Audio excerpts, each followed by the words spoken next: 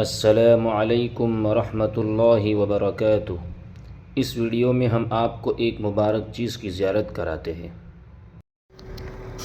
ये इस वक्त हम जॉर्डन में अम्मान से तकरीबन जहाँ हम रुके हैं कैपिटल सिटी जॉर्डन का, वहाँ से तकरीबन 150 किलोमीटर की दूरी पर उस जगह आए हुए हैं वादी सफ़रावी में, जहाँ पर आका अलैहिस्सलातु वस्सलाम ने पेड़ के नीचे आराम किया था मुल्क शाम यानी सीरिया जाते वक्त।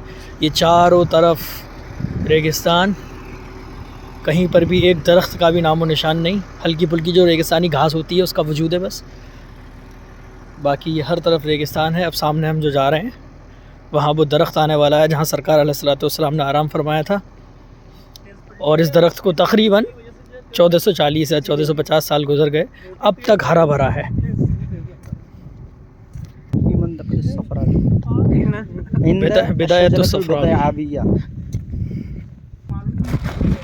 इलाके का नाम इसका सफरावी नहीं बल्कि सफ़ावी है, सफ़ावी। चारों तरफ रेत ही रेत है।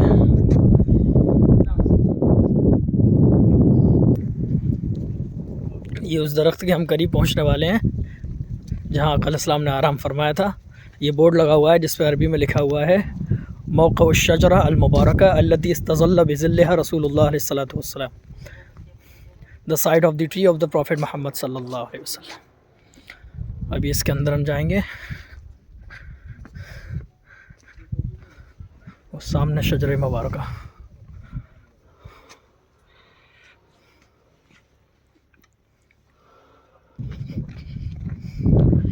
ये क्या आका अलैहिस्सलाम का अब तक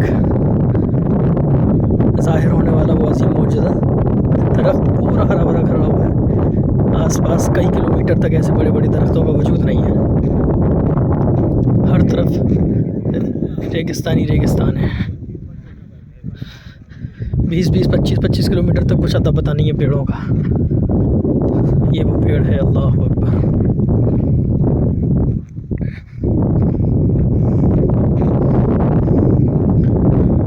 अल्लाहुम्मा सल्ली अला सय्यिदिना मौलाना मुहम्मद व अला आलिहि व सहबिहि अजमईन। अल्लाहु अकबर।